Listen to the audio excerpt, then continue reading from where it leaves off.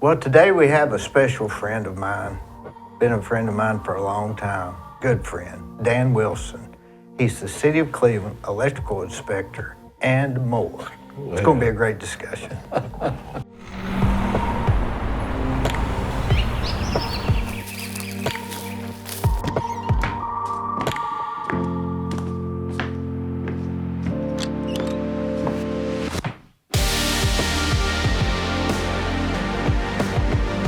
Dee Burris is interviewing somebody. She said, "You ever watch this?" So I don't have a TV no more, and I don't have a computer at home. So she said, "Well, I'll bring my phone up and let you look at it on my phone." I said, "Okay." So she brought it up. I don't know who you're interviewing now, but it was really nice. And I thought, Dee Burris is doing that. That's great. And you know, it's really not what they call I guess, not an interview. It's just a discussion, because if you had to know how to interview, I wouldn't know how to interview somebody. I don't even, you know, I'm just more drink coffee. Well, you do a good job, and it's very helpful to people to, I guess, be seen by public, know who they are and stuff, and it's really been beneficial, I'm sure, for a lot of people. Yeah, we get a lot of views. Mm-hmm.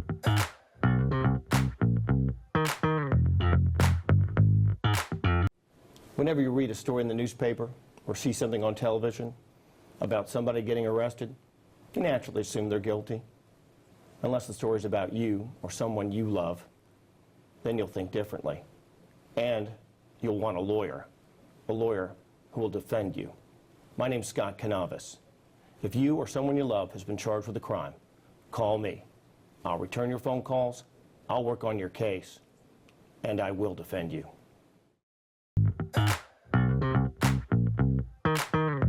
Did anybody ever tell you look like Kenny Rogers? Well, they have, but they couldn't really tell me the name. This lady asked me one time, she said, "You look like somebody I've seen. I don't know who it is." But You've heard that Conway Twitty joke when they says, "I'm not Conway Twitty," and it says, So, Dan, let me ask you this. Mm-hmm. Joe Ormby was, did you work for Leroy at one time?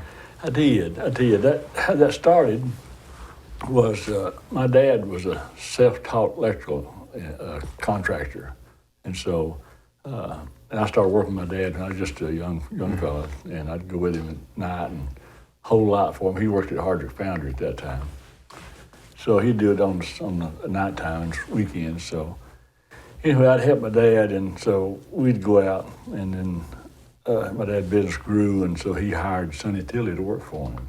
And so that was very exciting to me to see my dad growing that much, to get somebody to work for him. So then my dad, he started a furniture business back in, I guess, 1960, along with his electrical contractor, and it grew so much that he wanted to just maybe slow down in electric and just do the manufacturing of furniture, so he did.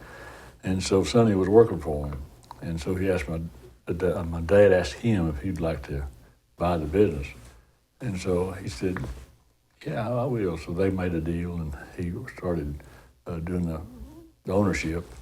And so Sonny, he asked me to help him, so I was working for him back at that time. I thought it was very honored that he'd asked me to work for him, but I guess that was a package deal. You buy the business, you get my son. Was it, now, it was, Sonny was Leroy, right? Leroy. That's what we called him. Yeah, Leroy. He wired for me for years and years, and I don't even know when I stopped using him. It's like one of those deals that just evolved. Of course, how long's he been dead? Maybe? About a couple of years, I guess. He got into the surplus store or something, didn't he? Yeah, on Spring Place Road. Yeah, on Spring Place Road. He was a business type guy, wasn't he? He sure Very was. religious, wasn't he? Yeah, he loved the Lord. He sure did. And he wanted other people to know Jesus Christ as their personal Savior also. So he was very instrumental in my life. He kind of took me under his wing.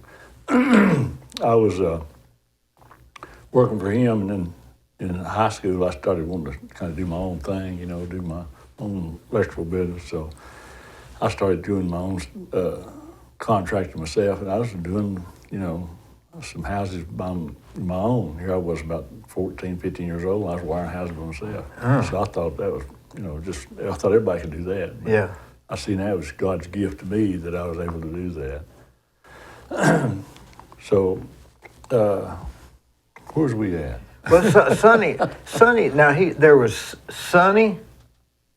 Let's see. God, my mind's. I get Dean. Dean was a plumber. He was a plumber. I worked for Dean one summer. You did? Yeah. Yeah. Joe got me the job working for Dean. Okay.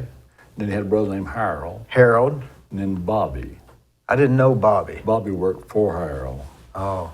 and so they were a company there themselves. But anyway, Sonny, he would give me jobs, that he was too busy to do, and he'd pass things along to me, so he kind of helped me along.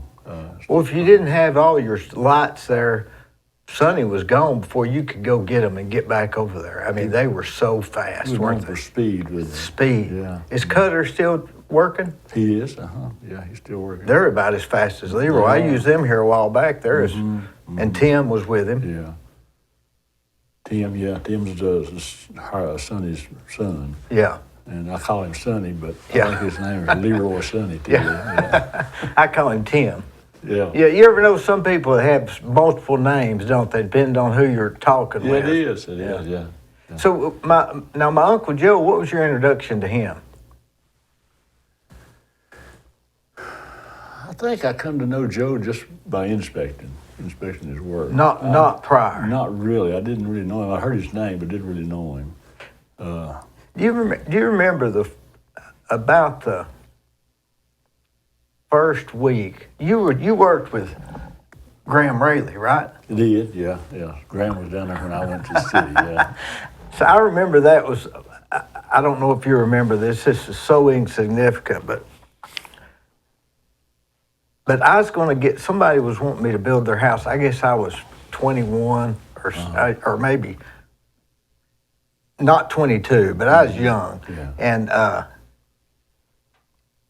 and some guy wanted me to build his house. I never did build it, but he was a little off his rocker. Mm-hmm. And so he came down. So I went into the inspections office, and Graham was in there. Mm-hmm. And here this guy comes. And I don't know what came over him, but as soon as the guy walked inside, Graham said, "Come right here with me," and took him into one of those little rooms. Mm-hmm.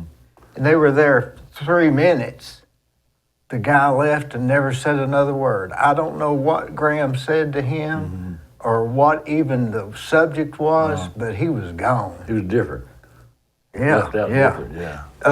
But Graham was there when Ralph was there.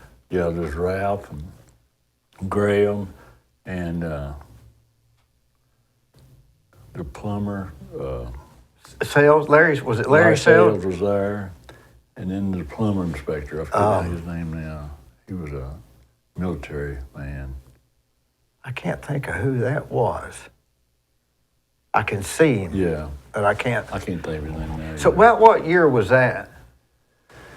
I started inspecting in 1991, January 1991. And so I was in McMinn County for a year. So I came to Cleveland after a year. Gene Black, he wanted me to take his place. So Yeah. he referred me to come down here. And so I come down here in not 92, I guess, about a year later. And that's when I started working with all the guys at the city of Cleveland. So real nice people. Boy, it seemed like that electrical inspector would be a hard job to me. Well, yeah, I didn't think I'd ever want to do it. I just, I'll tell you how I got started in it. As I said, I had my own little electrical company, and I thought that's what I wanted to do. And I like the prodigal son back in Luke chapter 15, how he kind of went off to the far country and spent his life in a way that wasn't very admirable. And I guess the only difference between him and me is he was thinking about eating slop with the pigs, and I was eating the slop with the pigs. Yeah. And he had a song written after him. Yeah. So I thought my life was messed up, and so I didn't know what I was going to do, and so Lord put a woman in my life, my wife that I told you a while ago. She went to be with the Lord about 7 years ago, but it kind of brought me to my senses that I need to live a different life. So anyway, I was kind of burnt out on electrical work at that time, and I didn't understand what I was doing, and I'd been used to working by myself and living at home, and what money I made was mine. Mm-hmm. And then I wound up having a wife and expenses of having my own place. Mm-hmm. So what I was bringing in wasn't enough to really accommodate me. So my dad said, and he had that furniture plant, and he said, "You're going to continue doing what you're doing?" And I said, "I'd like to change." I said, "Would you give me a job?" So I was like that prodigal son. I was willing to go back to my dad and just be a servant and stop the life I was living. So he said, "All right," I said, "Tell you what I'll do." And this was back in 1967. He said, "I'll give you $100 a week." I said, $100 a week. I'll take it. So I think I brought home about $87.49 a month on a week. So that's what my starting salary was. So I paid me salary. So I found out that that really wasn't what I wanted to do, but my dad hired me, so I didn't want to hurt his feelings, and he depended on me. So he even started putting me in supervision position, and I thought, here I am, what I've done, who I've let down, and who I've hurt. Here you are putting me in supervision for people that is older than me and knows more than me. Here I'm supervising. So I worked with him about 12 years, and I realized that really wasn't my life, but he depended on me, so I stayed with it. And then the furniture business kind of changed, and times changed, computers started coming in. We really wasn't accustomed to that type of technology, so my dad felt like it'd be better if we just closed the business down. So we did, closed it down. And I thought, well, this wasn't what I wanted to do, but since my dad decided to close the business down, I want to start my business back up on the electrical business again. So I started it back up again. It started growing pretty good, and I thought, this is what I want to do. And then the opportunity came for me to apply for a job at Bowater. And I said, let me try that. So I applied, filled out an application, applied for it. And so they called me. And so I'll go up and get an interview, and they hired me. And they said, we're going to put you in the groundwood department. I said, well, okay. So he goes back out. I believe his name was Lincoln. I believe his name was Lincoln. He goes out and comes back in. He said, had to change plans. So we're going to put you in the wood yard. I said, wood yard? I said, is that bad? He said, well, it's not as good as groundwood. I said, well, I'll give it a try. He said, just go out there and try it. He said, stay a little while. I said, we'll get you out and put you somewhere else. If you just transfer out. And I said, well, okay, I'll try that. So I got hired in the wood yard. And that first day, I thought, I don't know about this job. It was outdoors. And here I'd been used to supervising people, and here I was, an employee out in the wood yard with the water and the dirt and the dust and the noise and stuff. And I said, I don't think this is really where I need to be. So I come home that first day and told my wife, I said, you know, Nita, I said, I think your dad helped me get on up here. I said, he was a plumbing foreman up there he started with Bowater in 1954 when they started the mill. So I said, if your dad didn't help me get on up here, I said, I hate to hurt his feelings. And I said, if it wasn't for him, I'd quit. I said, this is just not me. So anyhow, 2 or 3 weeks went along in there, and I didn't quit. I stayed with it. And so I was in the break room one day, and Mr. McBride, Royce McBride, his daddy, Leo McBride. Royce was my dentist. The dentist, yeah. So I was in there in the break room, and he came in, he said, "Hey, Wilson." And I thought, he knows who I am? Because I never had seen him before. And I said, "Yes, sir." And he said, "How'd you get a job up here?" I said, "Well, I applied for a job," and I said, "They hired me." I said, "I just thought, well, maybe my father-in-law was a plumbing foreman up here for so long. I thought maybe he might have had influence with it." He said, "No." So I'll tell you what happened. I said, "What happened?" He said, "There used to be a fellow that was calling me about getting a job up here." He said he kept calling, and his name was Danny Wilson. I said, "Really?" And he said he kept calling. So I finally told the personnel department, said, "This guy comes up here and puts the application in," and said, "Hire him. I'm tired of fooling with him." So he said, when they told me that Danny Wilson had applied for this position up here, he said, "We hired him." He said, "Well, good." He said, we'll make sure he gets a job up here. So he said, "You wound up coming in here," and he said, "You were the Danny Wilson I've been talking to." It was another one. Now that's kind of What are the unique. odds? That's unique, isn't it? Yeah. I mean, that was kind of an unusual thing. And I thought, this is awful strange how a man would think I was somebody else with my name Yeah. and applying for a job, and here he is hiring me. And then I come up and I thought, this is something's going on here that I don't understand, but I'm going to watch this and see how it works. So time went on, and I didn't see no chance of me getting out of there. I kept staying in the wood yard day after day, week after week, month after month, and I wouldn't seem to go nowhere. So finally, as the opening came in for the finishing shipping, I said, "I'm putting in for that job." Yeah. Sounds warm. Yeah, it was a lot better. So I applied for it and got it, and got transferred out about a year and a half later when I started. Yeah. So I was over there and still had my electrical business going. It was growing good, and I was just working. I was working swing shift at Bowater. So you're doing both. Both.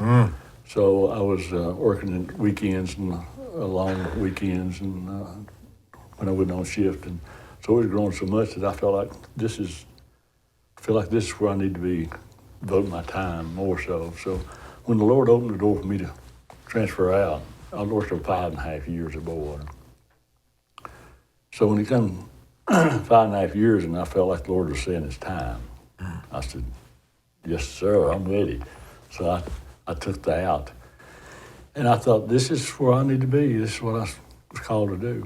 And so I started doing that, and things were going good. And I was doing work a lot at that time for Jim Dugan. You remember Jim Dugan? Yeah.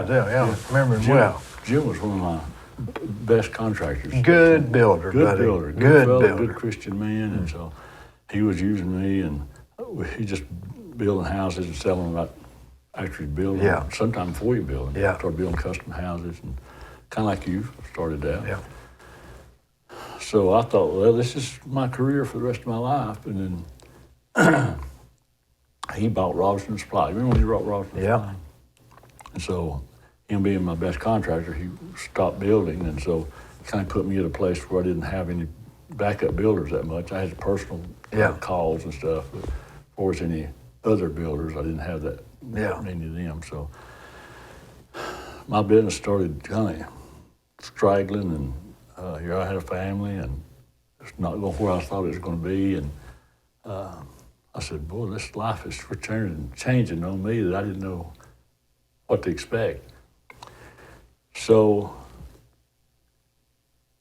1989, I was diagnosed with bladder cancer. And so I don't know if you ever had the word you've had cancer, but it's kind of like the lights go out. It's kind of like the clouds cover the sun, and it's like, what next, you know? And the doctor said, you need to have surgery. And I said, okay. I said, let's do it. So I went to surgery, and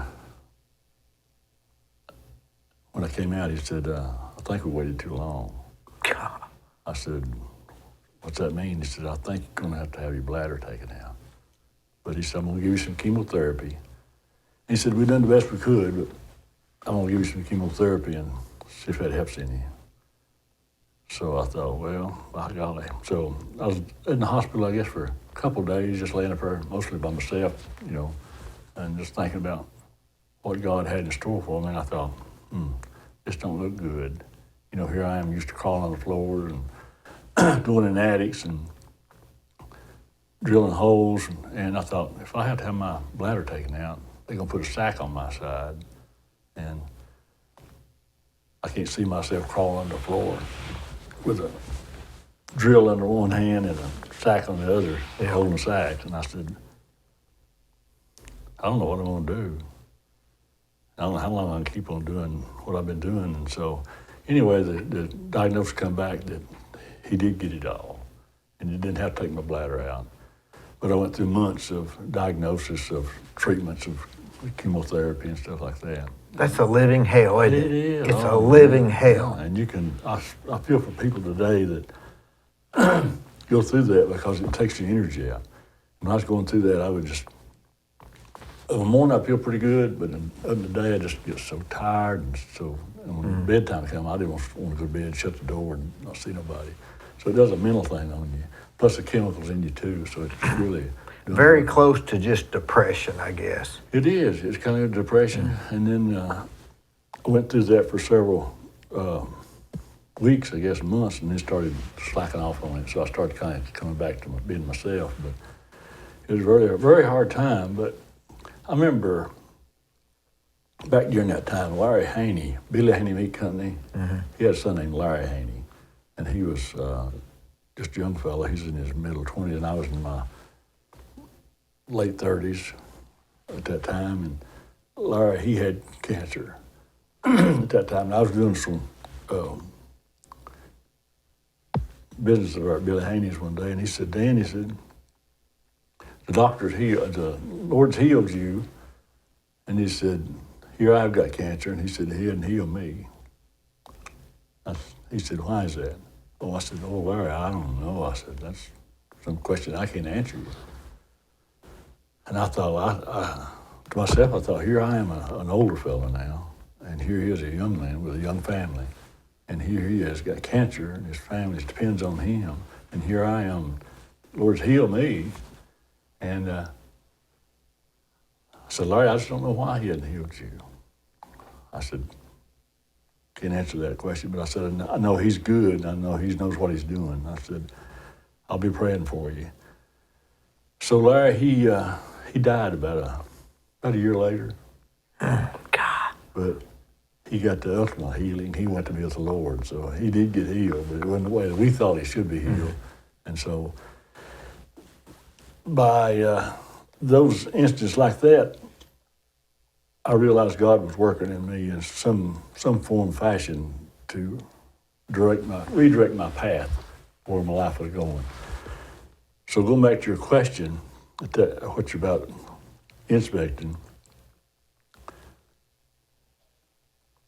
my dad, he was an inspector in McMinn County at that time, and I was glad for him because I knew that was right down his alley. That's what he really liked to do. And so he said, I need an assistant to take my place. And I said, he said, I want you to do it. And I said, oh, Dad, I don't want to do that. I said, that's not me. I said, I couldn't do that. You're inspecting. I said, I can't do that. He said, well, just take it for the name's sake. He said, just so the state will know that I got an inspector just fill in for me if I need to.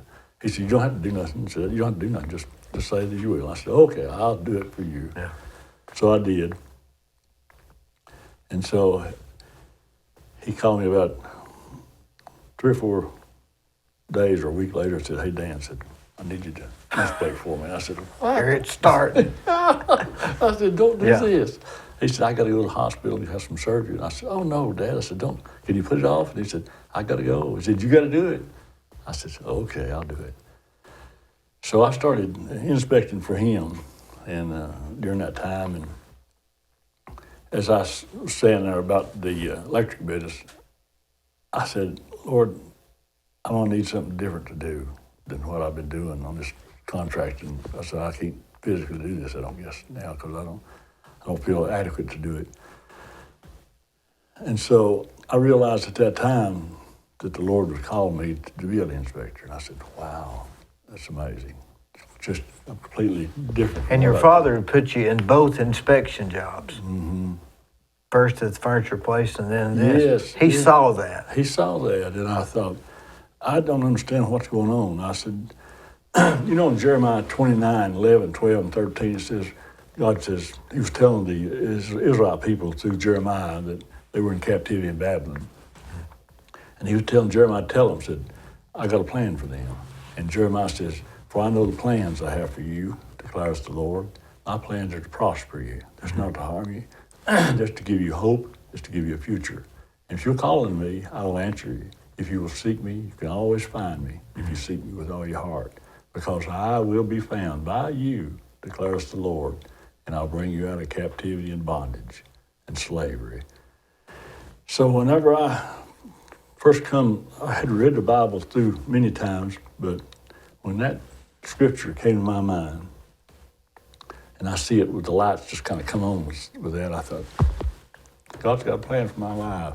And here I am being led by him to take this position.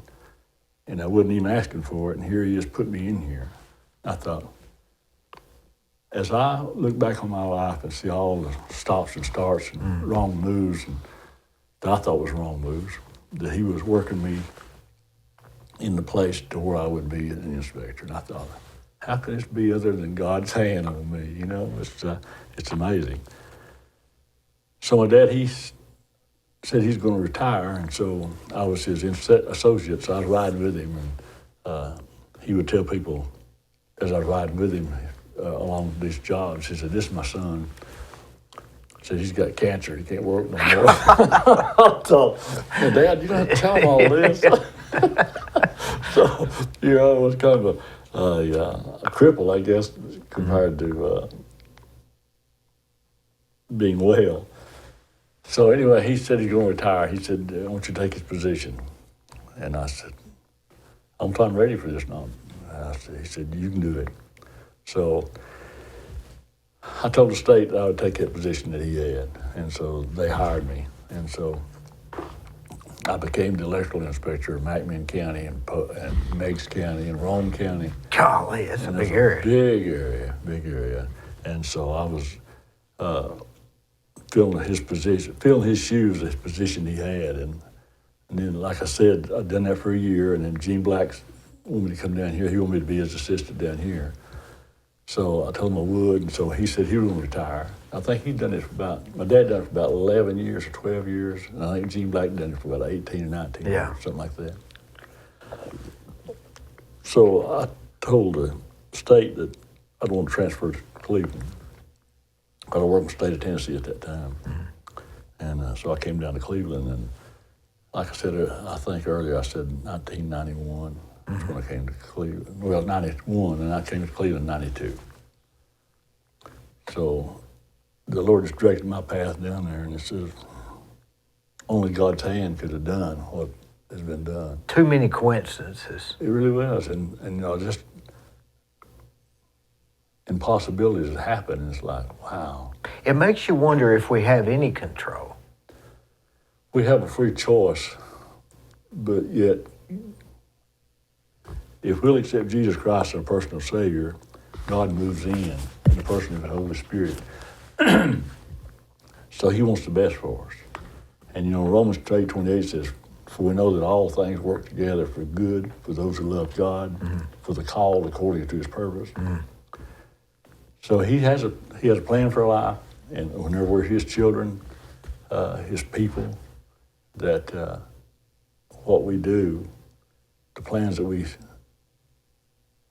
think we're making, he's working them out for good, whether good or bad. So the mistakes I made, the right choices I made all through life really worked out for good because I was his child and he was working it out for good. So we do have a choice on if we do or do not. But yet, if we're his children, he'll make the good work out, the bad work out for good in his own way. It makes you wonder if when we start doing something and we feel some resistance, You ever start to call somebody and you dial the wrong number and then you don't have reception? Sometimes I'll say, "Hey, I must not be supposed to call. I'll just quit trying." Could be, this can happen. But we need to take consideration what it is. If it gets too hard to do, maybe that's the sign. Maybe Because he's not going to speak to us orator. No. So He can, but he don't. He speaks to us through his word and through our, our interaction with him. If we live our life according to his will, that he'll direct our lives, and we can sense his presence. And he loves us, and he wants the best for us. And so, like he wants the best for me, he wants the best for you. And all the people in the Bible, all the way through David and Solomon and all of them, it was every time they'd get out of line, he'd pull them back in one way or another. Yeah, for their good too, wasn't it? For the good, it worked out for the good, but it wasn't that good at the time for them. You think it's a peace knowing that if somebody says, "Well, I believe in God, I'm trying to do what's right," but is there a distinct feeling that you have when you know you're okay? Yeah. Is that what they call it? Well, I mean, that's what I have as a peace right, about it. Yeah. I don't have a lot of questions. Well, is his cord okay, Glenn? I messed it up. Sometimes it makes a noise. Oh, sorry. We can know about God. We can think we know what he's doing, but unless we have a personal relationship with him through his son, Jesus Christ, we can't know him personally. Because he tells us there's no other name under heaven whereby we must be saved except Jesus. So he's the only way. And we can't know God unless we know Jesus. And we can't have Jesus unless we ask it into our heart. And so, John 3:16 says, "For God so loved the world that he gave us his only begotten Son, that whosoever would believe in him would not perish, but have everlasting life." Whenever we have Jesus as our Savior, we have everlasting life. So we get that peace. And it's not anything that we deserve or anything we earn. It's because what he's done for us, his grace, has given it to us. So we can have peace with God because we have a relationship with his Son, which is his only begotten Son. It reminds me of that song we used to sing in Vacation Bible School. Peace that passeth all understanding. Yeah. And when he comes and starts living in our heart, he never moves out. He won't leave us. He'll never leave us nor forsake us. So we can have that peace. And so we can fail him, but he'll never fail us. We can go the wrong way, but he'll always bring us back because he loves us and he wants to take care of us. Well, it's not easy, is it? Not easy. It's not easy. No, it's not. Being a Christian is not easy, but he makes it possible. Yeah, he makes it possible. So he's working in all things for our good and for his glory. So that's the part that really keeps me going on this year. I am at my age, and I realize that my life, for most, is, going downhill because I'm 75 years old. Are you 75? 75 years old. You look good for 75. Thank you. You got a full head of hair and your skin color's good. Well, it's a gift of God. Yeah. It's a gift of God. You can always tell somebody's by their skin color. I can always tell by their skin color if they've got a brightness or something. I can just always tell. Well, I try to take care of, we as Christians know that the Holy Spirit lives in us. So this is his temple. Our body is his temple, so I try to take care of his temple. I always wondered about cremation. I wonder if that would be destroying the temple of God, or would you not? I always wondered about that. It's debatable. A lot of people have different ideas about it. That's where some of the old Church of God used to not getting ears pierced and stuff. Yeah. You know. I just, if a person wants to be cremated, I don't try to question it. I just trust it to the Lord Yeah. that He'll take care of it. And when the resurrection comes, He's going to take us up from the ashes, or up from the ocean, or up from a grave, or whatever. Did you start out, your family, were they regular churchgoers? Yeah, I was really blessed, Dee, in that. I really was. My family, my mom and dad, they started taking me to church when I was just a little boy. I mean, I got pictures of our church up here, Belfont Baptist Church up here on North Lee Highway. Were y'all from Cleveland? Sure was, yeah. From Cleveland. My dad moved down here from McMinn County in about 1947, worked at the hardship foundry. And then he got married to my mother in 48, What was her maiden name? Margie Kelly. Kelly. Yeah, her dad. Wait, was that any relation to Wilson Heights? No, I knew these are Wilsons. They were the same name, but we weren't in a relationship to them. They were better people. So you went to Belfont. That's where Larry Hall went, wasn't it? Or was that later, maybe? Might have been later, But, my mom and dad took me to church as just a boy, and so I grew up in church. And so I'm familiar with the Bible school and the homecomings and the revivals and stuff. And so I got saved when I was about 9 years old. And so that was my start of my Christian life. But my family was very, very dedicated to church. We lived at that time down on south East Cleveland down here on Law Street between Spring Place Road and 64 Highway off of Johnson Boulevard. So we lived there. Laura Street, yeah. So we lived there about 8 years, I guess. So I went to school down at Big Springs School. And so. What was Ron like having for a brother? He's a good young man. He sure is, yeah. You call him young man. Yeah, he's about 8 years younger than I am, and I kind of. He's solid, isn't he? He is. He's solid. Then, as you get older, do you see religion more strict or less strict?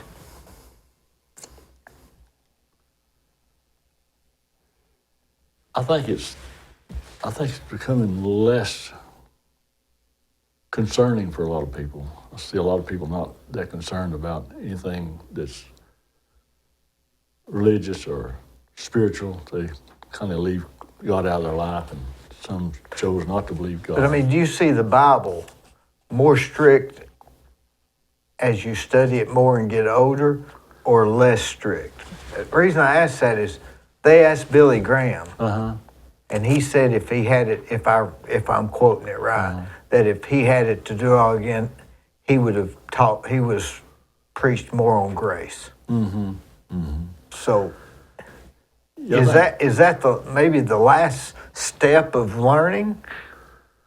I think we get bogged down in a lot of the sacrifices and things that they went through in the Old Testament, and how they were such a regimen of do's and don't do's and stuff that we can lose the effects of God's grace, because He knows we can't live it. That's the reason Jesus Christ came to die for our sins. He knew that we couldn't live it. They were always postponing our sins until Jesus came. So when Jesus came, so he was the perfect sacrifice. So it was like a 90-day note. Yeah, right. Yeah. And they're pushing it out till they forgave you the loan. That's right. So when Jesus came, He paid for all of our sins. So we're paid in full. So it's more freeing now, knowing that Jesus has paid the price. We don't have to live up to His standards. We do it now because we want to, not because we have to. That's kind of the way I'm starting to believe. That's why I think the New Testament, some people refer to it as the law of liberty, more liberty. I may be saying that wrong. But you mentioned earlier, you don't have a TV in your house? No, my wife, she went with the Lord about 7 years ago, and so I just felt like it was taking my time up, but I should be doing other things, and being alone, a single man, I had a lot to do. So I chose just to give it away. So I gave it away, and I felt, So you just, well, I don't know if I could live without a TV. well, yeah, I grew up with TV. You know, we got a TV in about 1954. So we was the first people in our block to have a TV. So on Saturday night, we had a whole house full of people. How old were you in '54? I was 49. I'm born in 1949, about 5 years old. So we have people come over to the house watching Gunsmoke, and Was Gunsmoke on it? Yeah. Oh, because they had just, started. Yeah. well, had they gone to black? They were black and white Black and then. white, yeah. Boy, that was a good one. Yeah. So, It was but- just 30 minutes long too. At that time. yeah, 30 minutes long. You know, that time is on Saturday night. It was Have Gun Will Travel. Yeah. Then And- Gunsmoke. Yeah, and Chester was the deputy, right? was the deputy, Had yeah. the, they said he put a stick in his pants Is that what it to called? cause him to. I didn't know that. Yeah, they said that he had a stick in his. Boy, that was a good show. Yeah. That was like the longest running series, It was, wasn't it? with the exception of The Simpsons. I mean, that's a long It series. is, yeah. They were killing people and everything, weren't they? They were. And it was black and white, and I think the first black and white TV program I ever seen was Bonanza. Bonanza, yeah. It was colored. And that Oh, was- yeah. Yeah. So that was. Anyway, I'd give my TV away, and so it was freeing for me, and I got to spend more time studying God's Word and doing activities of housework, washing and cleaning the house and stuff. So it was. It's been real rewarding for me, and a lot of people think I'm kind of odd. So Well, they did it for years without a TV. It would free up a lot of time. yeah. Hey, I was talking to Eddie Cartwright yesterday, and he asked me who was coming today. Oh, Eddie. And he said that your wife was the twin sister of Randy Lonus's wife. Yeah, it is. Yeah. Randy's a good friend of mine, but I had no idea of that Yeah, connection. Yeah. Eddie was the coach at Charleston when I went to Charleston. I went there, and I went there 4 years in high school. And Eddie was a coach there 1 year. And I see Eddie. I haven't seen Eddie in a long time. He's a real good guy. Yep, Eddie. same. Yep, I ate breakfast with him yesterday, and so do you have Christmas? Did you have holiday gatherings with Randy? I did years ago. Yeah. Yeah. Used to live over here across the highway from Walmart, and behind the Five Guy Burgers and Fries. So I lived there for 8 or 10 years, I guess. So we had a big house, so we had a lot of gatherings at that time. And so Randy'd come. And Yeah. So was that her twin sister? It was, or it is. Yeah. Yeah, it is. So they played ball at Charleston up there for 4 years, and they were pretty good for a small school. Yeah. I think Was you the same age as Randy? I'm a couple of years older than he is. A couple. Don't You were tell him more that. Bob's age. More so, yeah. Yeah. Yeah. Yeah, Bob he's a little bit older than I was. I know he had a 1964 Ford Galaxy back in the 60s. It was souped up. I thought it was bet. souped up. It was nice, but I knew Bob at that time because he was driving that big car Yeah. on the highway. I liked Bob. I really liked him. I like Randy too, but Yeah. I ran around a little bit. I used to eat breakfast with Bob every morning at Did you? McDonald's for like 10 years. Yeah. Every single morning. He'd get there at 6 o'clock. Oh, And that was back in my warrior years. Or more so, warrior years. yes. Last time I seen Bob, he was over here in Meigs County, some structure over there. And I was over inspecting at that time. I seen him, and he had that health issue at that time, and we didn't know if it was going to be to go good or to go bad. So Yeah. it didn't go good. He was a man's man, wasn't he? Bob was. Yeah, he was. And Randy is too. Yeah. So Randy's a good fellow. He is, yeah. Yeah. What about when you're inspecting, you're sort of your own. Do you work for the state or for the city?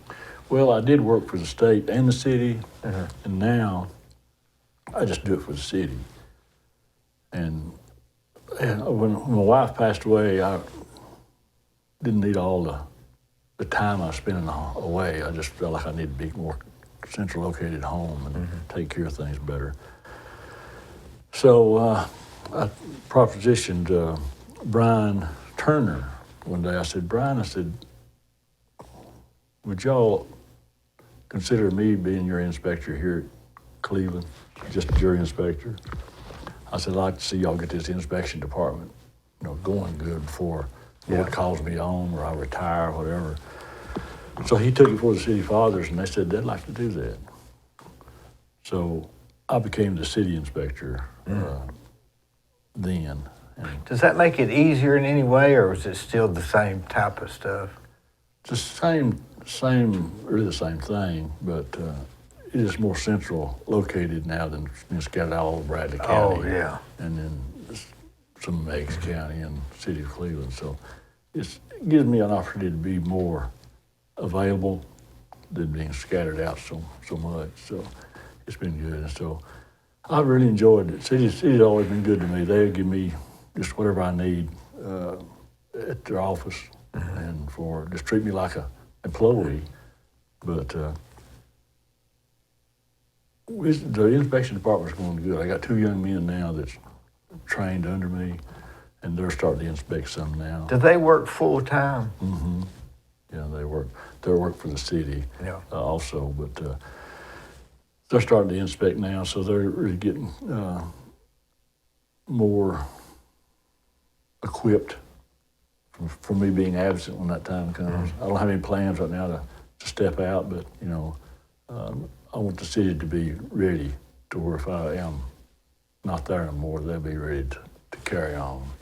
When you walk onto a job, you got so much to look at, don't you? I mean, us as builders think you'll be there 15 minutes, but man, you're checking this, checking that, checking this. It's really astonishing how God has gifted me, I know, because, each job's different. I might be looking at a temporary pole on one job, or another job and be looking at a heat pump system, and the next job be looking at a Bowater job, and you got to be able to change your way of thinking pretty fast. So and know what you're looking at. Yeah. Golly, it's a gift. I mean, it's not that you're just going there. You've got to say how many volts and watts. And boy, electrical's changed, hasn't it? Sure has. And the whole building's changed. Somebody sent me a picture of a house on YouTube the other day and said, is this built good enough? And I said, man, that's just a 1975 house. So what do you want to say? I don't know. Is it good or not? Well, they built a bunch of them. When you go back during that time period, you can see the difference between now and then. It's like, wow. Tar paper on the sides. Yeah. I think maybe prior to the 60s, they were building with what they had as good as we are today with what they had. Really? Yeah. With the new, we just got new products now. Sure, yeah. A lot easier. Back in that time, a lot of the builders would do most of everything themselves. You go to a job and the carpenter, he would do the brick work, the sheetrock work. Build the cabinets. Lay the form the driveway. And most of what they didn't do was electrical work, maybe the plumbing. That was basically all they didn't do. Then they got where they'd call in a plasterer. That was sort of maybe those old guys could do. Bill Reimer's one of those that works with me. That's what he grew up in. He can do it. He can do everything pretty good, if what he can remember. Yeah. Talk about plumbers. My dad, whenever he was doing the electrical work, he started doing plumbing work too. And so he was a plumber and electrician. And so I would help him. And I told him one day, I said, I'll work for you. And he paid me 50 cents an hour. I said, I'll work for you for 50 cents an hour, but I said, if you keep on this plumbing, I'm going to have to have a raise. I need 60 cents an hour. Yeah. So my uncle, and you know this guy real well, Clarence Wilson. Oh, Clarence. Do I? Great guy. Yeah. Great yeah. guy. So my dad said, Clarence said, of course he's playing my uncle too, he said, my son don't want to work for me no more unless he charged me a arm and a leg to work for him. He said, I'm going to sell his business out. You want to buy it? So Punk said, yeah. And I call him Punk. That's his nickname. So he started plumbing because my dad kind of gave him the business, really all it wanted to. Yeah. And the way I come familiar with you was at my dad's house one day, and he was talking about jobs and employers. Yeah. And he said, I got a new fellow that's building down in Cleveland. Said his name's Dee Burris. And he said, man, he's an eager guy. I said, you talking about got his mind on his business? That he has. So he said, you know, I could be up on the floor, and he'd come on my job, and he'll bring a checkbook under the house and pay me. I used to. I'd come in there and write a check to Clarence. Yeah. And he said, man, most of them run from him. And he said, go up on the floor and pay you. So I come familiar with you way back then before you knew me. Well, did you know that I used to work at Cook's when Clarence's boy worked at Cook's? Cook's Food Store? Yeah, Cook's Food Store. We mopped floors here. They called him Pokey. Ah, no, I didn't know that. Yeah. And then they had a brother, Gary. Gary, yeah. He ran a Bobcat for a long time. He did, yeah. Yeah, he did. You know, all three of them's passed away. They sure have. Clarence was a prince of a guy, though. He was. No, that's what I was talking about. Yeah. They'd do anything. You know, he was so cheap. Uh-huh. You know, he was. That's probably one reason I paid him so quick. It changed his mind. Mr. Wilson. We always call. Isn't that funny that you always called him by his last name, and it was Mister. Mm-hmm. He was one of the few people you called Mr. Wilson. Everybody else was just their first. Yeah. Wonder why that I was. don't know. He was a solid fellow, though. He was solid. Solid. Yeah. I guess you just showed him respect and. I guess, yeah. Like that. Well, Gene Officer called him Mr. Wilson, Okay. and I think I got it from him and just handed down. Yeah. You know, you remember Dallas? Used to do heat and air and Crow. yeah, Dallas Crow. Yeah. Yeah. They had a son named George. Yeah, and George, I don't know when George got out of the business, do you? I haven't seen George in a long time. Dallas had a birthmark right there or something, didn't he? I didn't know Dallas real well. But He was a really busy guy. I mean, he'd do heat and air. I think Avery worked for him that does duct work. yeah, I think Avery I believe he came did. through Dallas. I believe he did. And then Herbert Fansler, he worked for Herbert's, Crow, too. yeah. Herb's Heat and Air. Did he pass away here? did. That's what I remember. He Yeah. did, sure did. Listen, you was talking about Joe Omby a while ago. I think he's your uncle, is that right? Yeah, and passed away, you know. Yeah, passed away. I Yeah. heard that the other Yeah. day. And Joe, I was over in Indian Hills one day, and Joe was known for building on lots that weren't that good, but he made a pretty place out of They it. had to be like this. Yeah, but he would take and make them really a nice place. Yeah.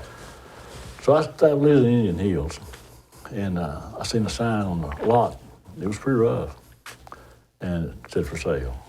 So just so happens that day or the next day or two, I seen Joe. I said, "Hey Joe, I seen a lot over here in Indian Hills that you might want to buy." He says, "We're at in Indian Hills," and I told him. He said, "That's mine." He said, "I'm one selling it." I said, "Well, I thought you might want it." He said, "I already got it, so I don't need it." I think I know which one you're talking about. And I think Otis Miller bought it. Did he? I think Okay. Otis Miller bought that lot. Yeah. Well, you could fill this room up with those. You know, those were good days, weren't they? They were, yeah. Cleveland Plywood, Oh, yeah. Ferguson. Ferguson's Wholesale Supply. I mean, people Quinn's. were Quinn's. people were just busy. They were working, and those people worked 6 full days a week. They did, yeah. And they were happy about it. They weren't complaining. I just wonder if maybe that's the secret. I mean, they were happy. They were committed, weren't they? Yeah, and they just lived and just worked. Yeah. Enjoyed their work. Yeah. But back then, when you used a sub, you always used that sub. You weren't really allowed. When you said Jim Dugan, stop building, well, you didn't have any other major contractors because it was an unwritten law. You didn't get somebody else's sub. That's true. That's true, yeah. It's not like that today for some reason. You know, Dee, too, when you got your regular contractors that works for you, you trust them on what they're doing. And so you don't get a bid on every job what they're going to charge you. No. And that's the way Jim Dugan was with me. He'd do a house, and the bill was this much, and he didn't question none of it. It was just, If it's a little high or a little low, you were adjusting it. yeah, If you get a bid from a guy, he's gonna pad for things that might happen. If you just use him and charge him what he normally charges, you don't have to pay that because the job will consume what's available. yeah, it will. Usually does, don't Just for some reason, it'll just take up what's available. Going back on memory, when your grandpa, Elijah Burris, your work ethic's remind me a lot of him. I worked with him when I was back at just a boy, and he was building at that time. Elijah Burris. Yeah, and I admired that fella. Really did. He was one of the organized builders. You go out to his job, and it was clean as a pin. You went there, and there was usually about one contractor on the job at a time. Is that right? And so when you went in, it was clean, and he would always tell you, leave it like you found it, boys. Leave it like you found it. So when you left, you had to clean it up. And I know that he was one of the first at that time that had a phone on the job. Now, that was back in the 60s, and he had a landline. Oh, he had a landline. It went to the temporary pole and had a phone on the pole. So he was one of the first and the only one that I knew of at that time that had a telephone on the job. That was a big expense, probably, yeah. and probably a big benefit. Yeah. He built Fike Funeral Home. He built where Bender Realty is for T.L. Lowry, Oh, okay. and he built quite a bit. He was a quality builder. So your traits and his are similar to me. Yeah. And you I think a lot of his organization and your work ethic. But, I'm more OCD than organized. he was a prosperous builder too. I feel certain because at that time I'd see him and your grandmother maybe on Sunday in town, and he had a big Cadillac, and he was pretty prominent. And the only ones I knew had a Cadillac at that time was Hardricks or Reimers or something like that. I think he worked for Imogene Phillips. Oh yes. Wasn't that? Is that what? That was the big realtor in town. Yeah. Oh yeah. It was. Guy Phillips was his. Guy Phillips. Was Yeah. husband. That Guy Phillips was Max's daddy, I think. I think that's right. Yeah. I think that's right. Guy Phillips. My dad used to work for them a lot. Isn't it funny how we Sonny can did. go through all of these things? It's just spooky, really, isn't it? The connections. It is, yeah. It's just really strange. Yeah. It'll blow your mind how things are connected. See, I never knew that you worked for my grandfather. Yeah, that was an honor Yeah. to work with him and to see his organization skills and the type of work that he did and stuff like that. See, I don't drive a truck, and he didn't drive a truck. Maybe there Maybe some was. trades, Yeah. because I don't drive a truck. What do you think's going to happen in the? I see houses getting smaller, don't you? Yeah, I think people realize that big houses are not really that economical, and the prestige of them is not that great. People don't care no more. Like It's not impressive. Well, you see, and as you said, going back to the smaller houses, what we used to call starter houses. Yeah. That's what people are really considering. And you've got a lot of immigration people coming in, and they're able to sell their property where they've been, coming in here and be able to buy a house. So we're seeing housing in Cleveland really exploding. So you don't have cable either? No internet? No, I just have the, City of Cleveland laptops, all I got.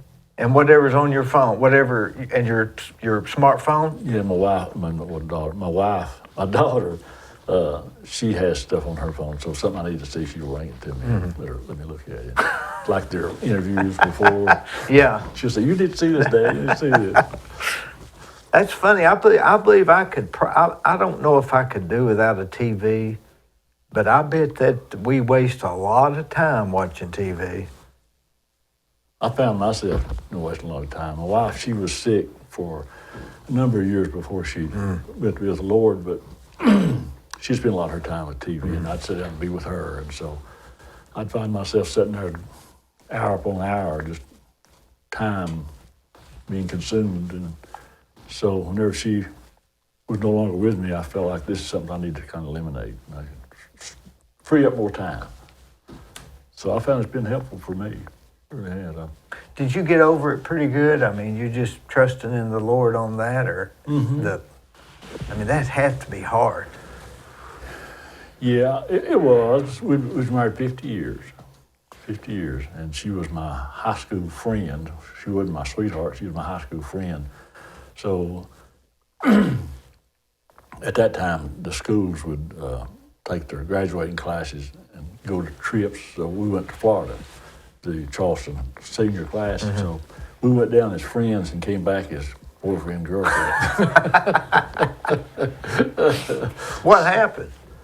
We just, I don't know. What was the discussion? Just happened to sit next to her on the bus? We just started, in high school, we was always good friends. We'd talk and just felt comfortable with each other. Then we was going to Florida on a bus, and so I just went down to sit beside her, just talk with her for a little while, and just be friends. And next thing I knew, I was in Florida, and we was walk around Florida together and come back from Florida together. Come back holding hands? Yeah. So we were just friends that...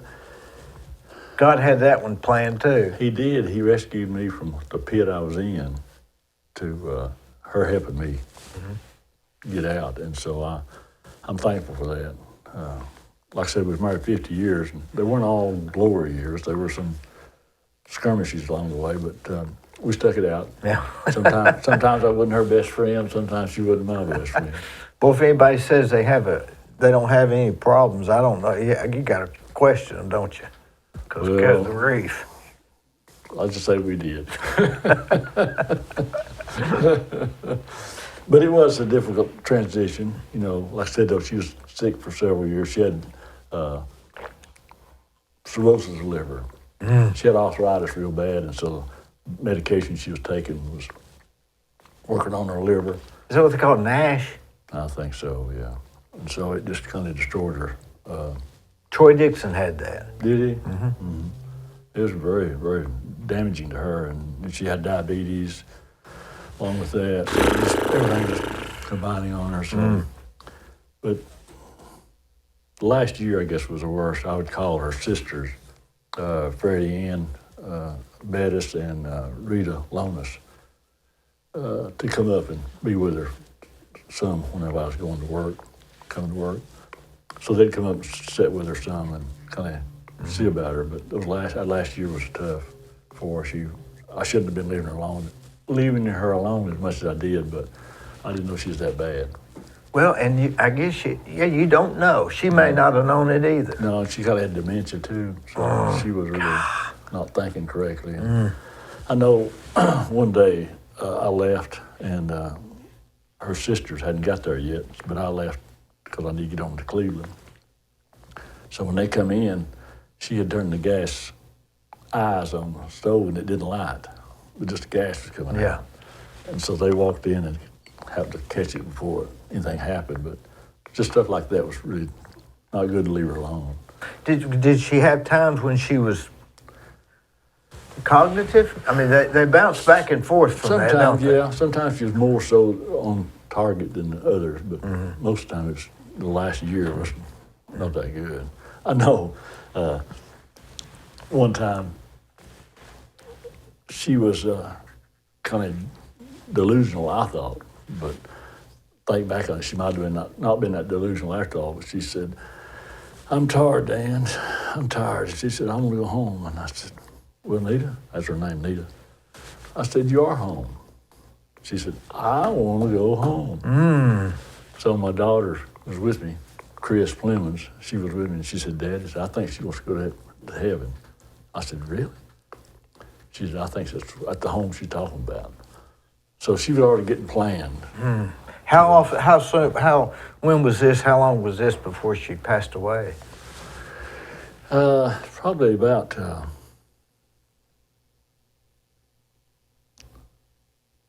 2 or 3 weeks, something like that. Gosh, he was. That was it. Yeah, it was close. That was it. Yeah.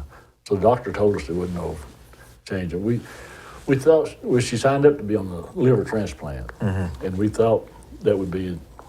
I thought it'd be the cure. She'd be on a liver transplant, get her liver, and she'd be back to the old self. But that was not happening very fast. And then she got worse, so I took her to Athens one Sunday evening, and because she was, as long as I told her she won't go home, and so she'd fallen and just missed the footboard at the house, just barely missed it with her head, fell backwards. So she was getting that point, so she got sick that night, so I took her to Athens Hospital, and they told us that you can just take her to Birmingham somewhere.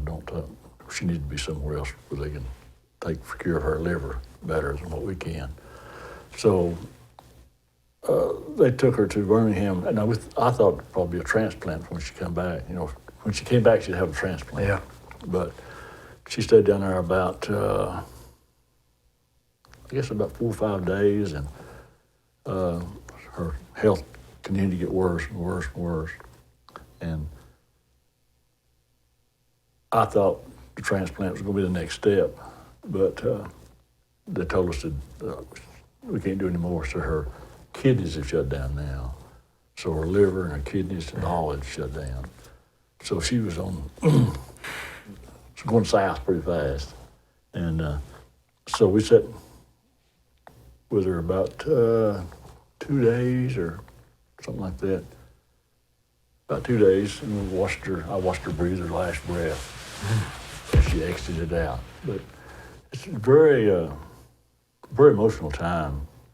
You've been with somebody 50 years, and you've seen them lay there, and you've seen life escaping them.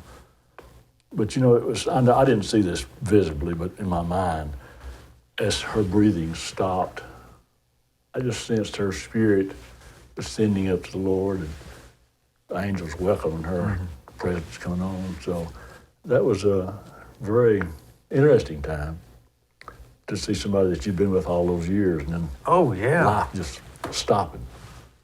But I had my daughters with me, 2 daughters that was with me, and so it was a time of rejoicing, but also a sad time.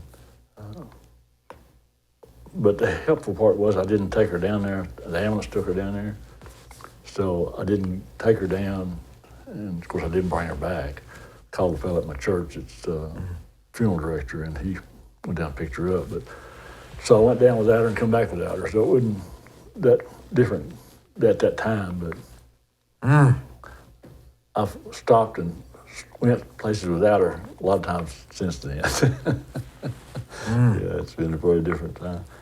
But the Lord, He prepared us for that, and I know she's with Him, and so it's.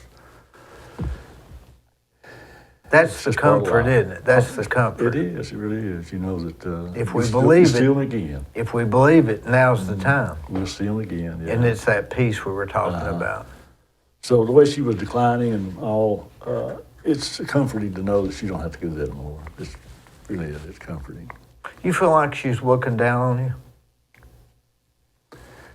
To a certain point, yes. I don't know what all she can see that goes on down here, but I feel like there's times that Lord lets her have views of what's going on, and maybe she rejoices about something. And I feel like that that there is something that they can Some, be a liaison for us or Yeah, something. Usually it's something that we're really having a hard time with Yeah. at the time they die that they know about. Yeah. Seems to have good luck on that after. I've just noticed that. Yeah. But you got any hobbies you do on weekends? Well, I've got my mother, she passed away about a year ago, and so I was taking care of her place up there for years because I moved up there in McMinn County after my dad passed away.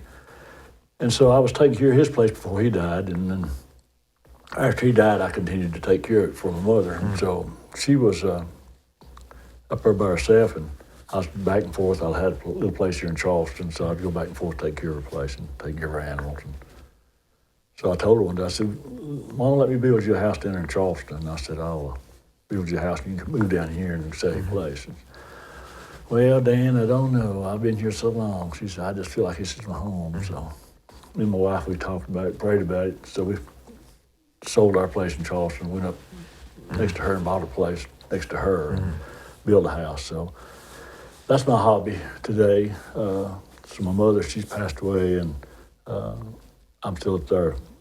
Went up there with 2 women, now I don't have any.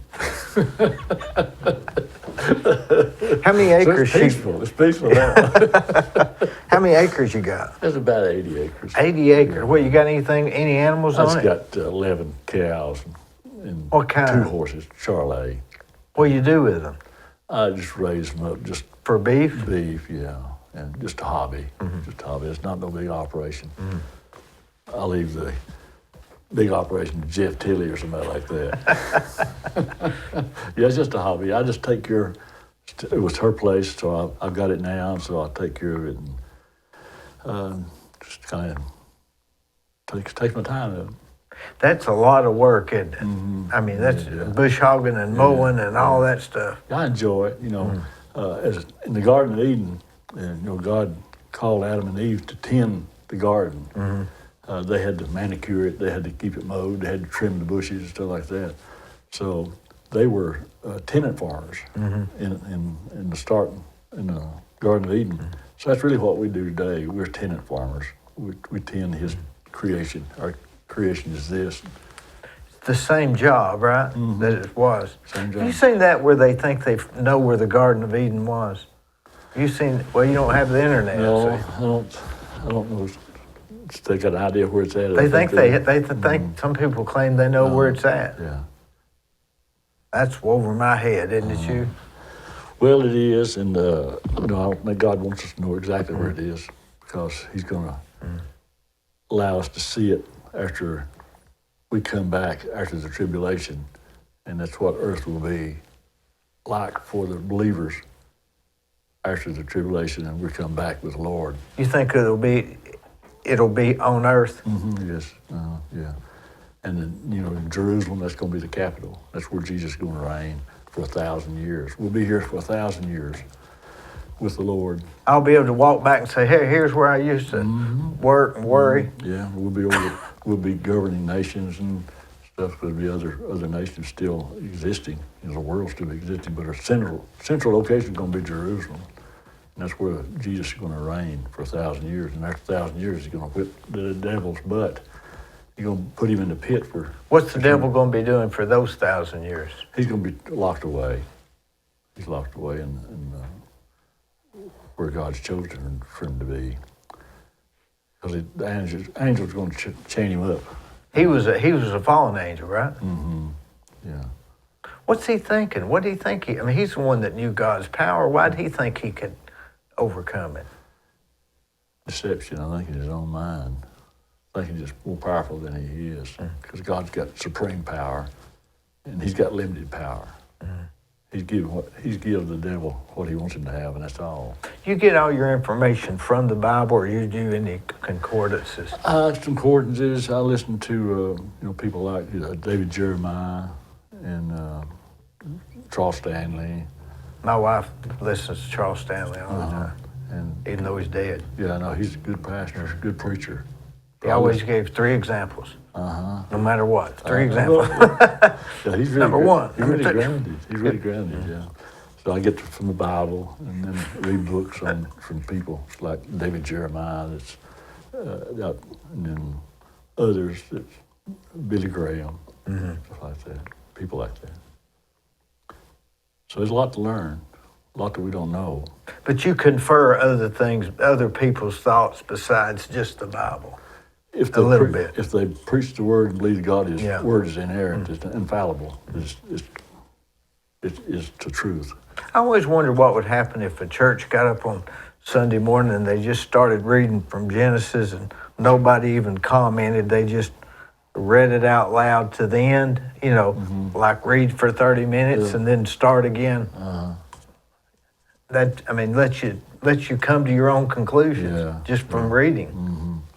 Yeah, that's the reason we need to have our own personal time with the Lord. Let the Holy Spirit, as Christians, the Holy Spirit lives in us, so He directs our thoughts and He instills in us what's true. Or we get to thinking we can get on some wrong paths, dogmas and... Yeah, the Holy Spirit would direct us back as His believers, because He wants us to think right, to believe right, and not make mistakes. So when we start thinking, swaying away, that's one of the benefits of being a child of God, is we have the Holy Spirit directing our paths. We can stray away, but He always brings us back. Our thinking too, So it's very, very necessary that we have personal time with God each day, study His Word, and then have time of local gathering and fellowship as a church with churches, being affiliated with a church, is to show people that we love God and to draw strength from each other. When I talk to you about the Lord, I'm drawing strength from you and you're drawing strength from me. And that's what we do when we worship together. Because I've got special gifts that I have, you got special gifts that you have as a Christian. And so we are able to help each other. So What's that verse? Study to show thyself approved as a workman. Do not have to be ashamed. Yeah. Study to show thyself approved, a workman who does not need to be ashamed. Right. One who correctly handles the word of truth. Yeah. So that's the truth. That's how Christians stay strong with the Lord. That's why they go to church. It is, yeah. That's why they do. Yeah. That's why they have communion. Sure is, and church don't save you, but if you're saved, you usually want to go to church. Should want to go to church, because that's where we get our strength. Well, it's hard enough, isn't it? It is. It's really impossible without the work of the Lord in our life in this day and time. You got any other brothers or sisters? Just the one, Brother Ron. Just Ron. Just Ron. He's a good little boy growing up. He was. He's a good little boy. I used to kind of babysit him at the time because my mom, Dad both worked. Well, you'd be 15 and he'd have been 8 or something. So you were old enough to babysit. Yeah, when I went to high school at Charleston, he started grade school. Yeah. First grade. So we'd go to school together. So at that time they had 12 grades at Charleston, didn't they? Yeah. First through the 12th. Yeah. Yeah, we had a big school. Our graduating class at Charleston was about 40. Bradley, it's about, 500 or 600? Yeah. So well, people that grew up and went to Charleston loved growing up and going to Charleston, didn't they? For the most part, that's true, yeah.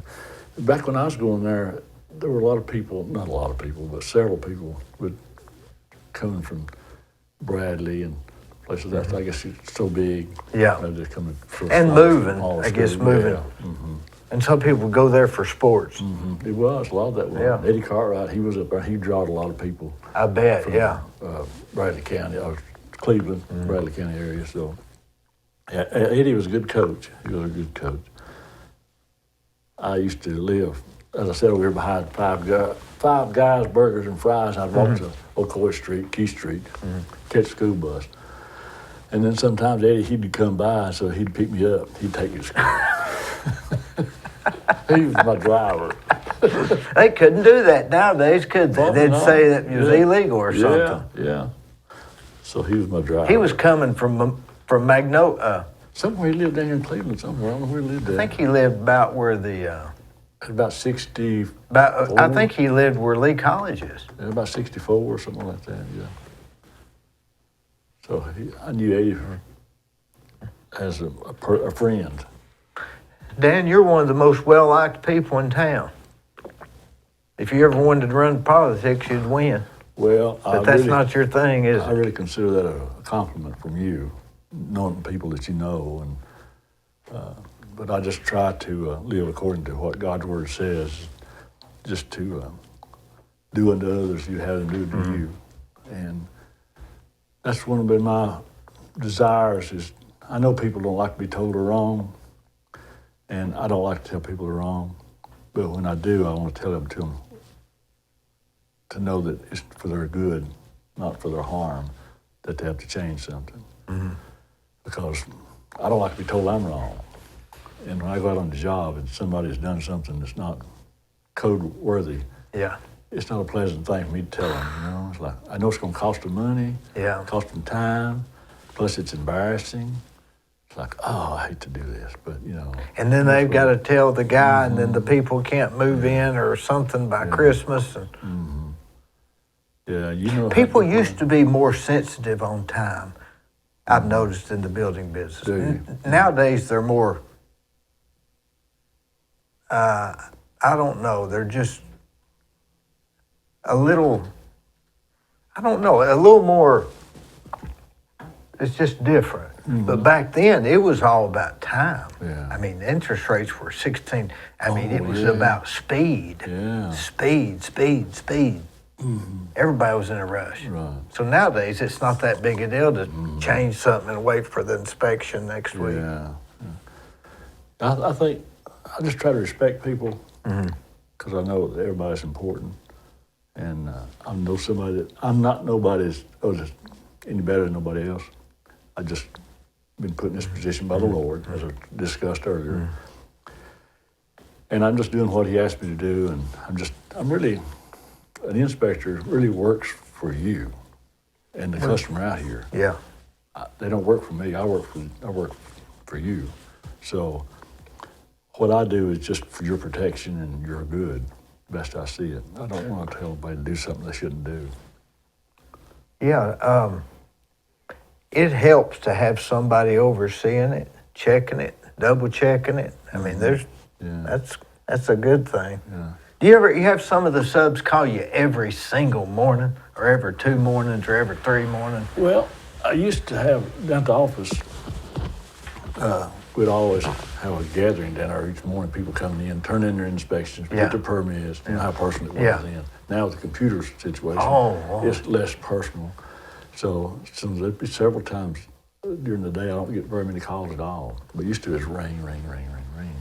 And So now you get a. it's on the computer. They assign it to me. What they're gonna. Is there any missing of the old days when Leroy would come down there and say, "Hey, I need to get an inspection on this one, and that one"? Oh yeah, I missed that part of it. Of course, it's when I started was that way. Yeah. You had the cars, and you go. Yeah. Yeah. I remember going. And you'd come in and you'd say, when you gonna be out here, Dan? Yeah. Is there any way you can get out there? Yeah, and any sooner, yeah. And so I had contact with you. You never would take a bribe. Well,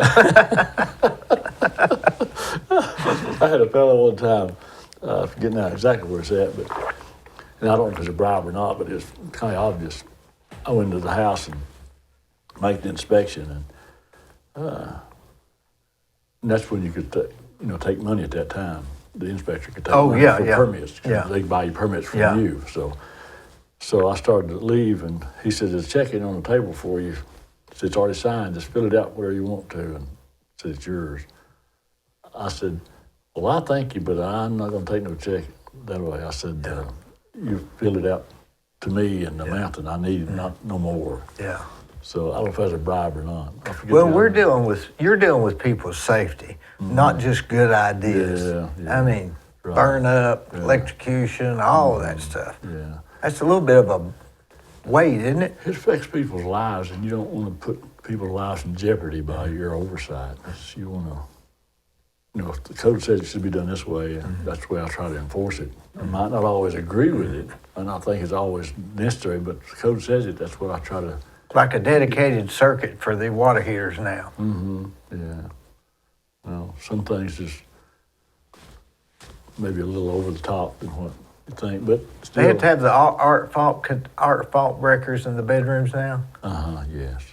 Yeah, and that's getting more widespread now. I mean, Yeah. Newer codes coming out requiring more and more to be art fault protected, more ground fault protected and stuff. Well, that was a big change in price right there from one house to the next when they started requiring that. It was, remember that period when they'd get the house, they'd finish a house, and now they're requiring that, and they'd have the home inspector come out and do this and tell the people they wanted to revert. Man. Do you build any residential homes now?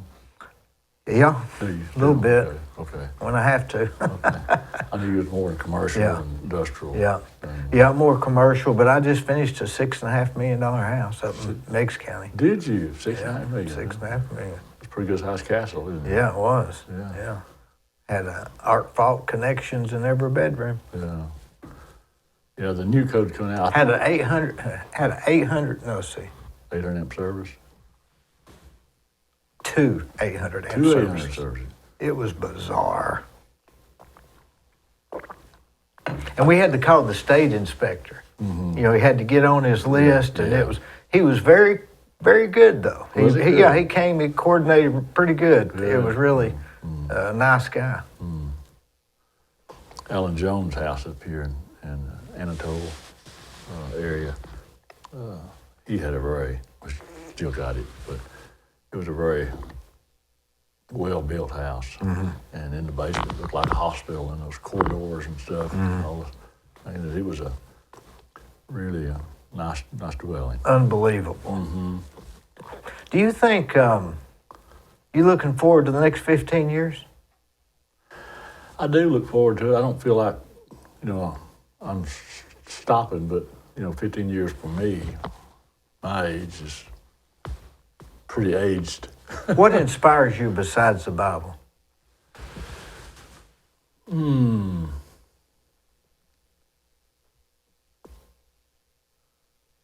I don't know, Dee. Really, it ties all of them together. I see the Bible characters that God used. I believe Abraham was 130 years old. I believe that's right. And maybe I'm wrong. It might be 175 on him. Moses was 130, I believe. But I see how God used them in their later years more than He used them in their younger years. So I guess that inspires me to say, my life's not ended yet. I'm still here today. But, I want to be ready for what God's got for me 10, 15 years, if my lifespan goes that long. So I don't want to be cutting Him short if He's got plans for me. Do you do any exercising? I do. What do you do? Just home stuff. I don't go to a gym or anything like that. Like what? Because you're flat stomach, your posture's good, everything. Thank you. I do sit-ups, do push-ups Sit-ups every morning? every morning. Yeah. How many? Usually go, this morning 175. You put your feet under something? No, just Flat on the ground? Yeah. Your knees up? No, You go like this and touch your knees? I don't do like this. Yeah. Then I do some push-ups. How many of them? I just do about 300 now. A day? Yeah. Not every day. I do those one day, and then the next day I'll do next day I do weights, and the next day I do push-ups again. 300 push-ups? Yeah. In one setting? Yeah. I used to, one time I did about, I think my maximum was about 600, but I feel like I hurt myself. So I feel like I didn't want to keep on doing that, so I backed it off now. I feel like that's a gift that the Lord's given you strength to do that and the ability to do it. And I don't do it to brag. Why don't you just do 20? Well, and I heard in the military that it was, I guess, what they do, they study on how much weights or how much push-ups a person does or how many sit-ups. I'd heard that the study was that 100 was beneficial to military people. And I thought, well, if 100's beneficial to them, why not just do a few more? Yeah. So I don't do 175 all the time. Sometimes 100, sometimes 125, sometimes 150. And I hurt my stomach there one time, so I kind of backed off and not do so many of it. But I just do it because I feel like it helps me to stay stronger and more equipped to serve the Lord and work for people and be a... You do any stretching too? I do some, yeah. Got a little dog. I walk every morning and do a little stretching. I'm outside with it. With it.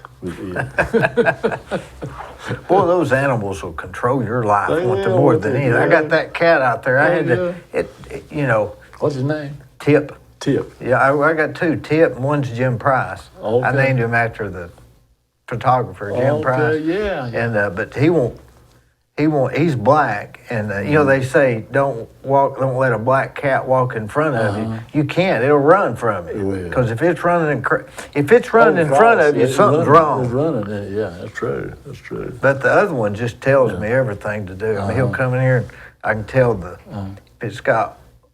if it wants water, it's got one voice. If wants food, it's got another. Just wants to know if I'm in here. If he knows I'm in here, then he'll go sit in the chair because he knows it's not going to get locked in. So you spend a lot of time here. Yeah, about when I get off work until 7 or so. Well, I don't get in here till 5 because I'm on the job. Yeah. So do you have any animals at home? Yeah, I got a dog and one regular dog and one handicapped dog. Oh, okay. My wife, she'll take anything in, including me. Now your family, your sons are grown now, aren't they? Yeah, one's 24 and one's 22. Golly. Isn't that something? It is. It is. It's just bizarre. Yeah, life just gets Bizarre. hard on it, yeah. Hey, Dee, I done a job for you years ago for Sonny Tilley. I was a little slack in work, as I said earlier.